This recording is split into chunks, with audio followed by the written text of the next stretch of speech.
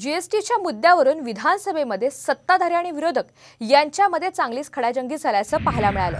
सर्वात जास्त जीएसटी महाराष्ट्रामधून जात असल्याचं अजित पवार यांनी म्हटलं, तर जीएसटी जास्त मिळत असला तरीही कौतुक नसल्याचा टोला बाळासाहेब थोरात यांनी लगावलाय। चिदंबरम यांनी आणलेलं बिल हे बिल पूर्णपणे वेगळं होतं आणि हे जीएसटी बिल वेगळं असल्याची टीका विजय वडेट्टीवार यांनी केली आहे। अध्यक्ष महोदय, विचार करा, देशात सगळ्यात जास्त जीएसटी आपली 2.5 लाखाची आहे।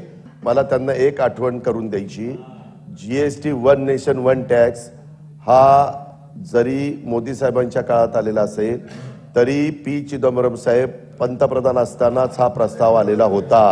मी अध्यक्ष महोदय, पंतप्रधान मनमोहन सिंग जी आणि वित्त मंत्री चिदंबरम असं मला। सन्माननीय उपमुख्यमंत्री आणि अर्थमंत्र्यांना जीएसटीचा आपली निधी वाढला, त्याची रक्कम ज्यादा येते आहे, केंद्राला जाते आहे, त्याचा वाटा आपलं हे जरी कौतुकाचं वाटत असलं तर जनतेला जीएसटी कौतुकाचं वाटत नाही।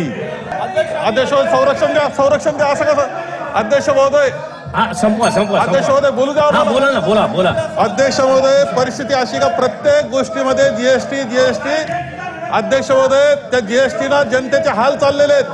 दादा, आम्ही तुम्हाला अडवत नाही आहोत, पण चुकीचंही रेकॉर्डवर येऊ नये। चिदंबरम साहेबांनी ज्या जीएसटीचा बिल आणला होता ते वेगळं बिल होतं।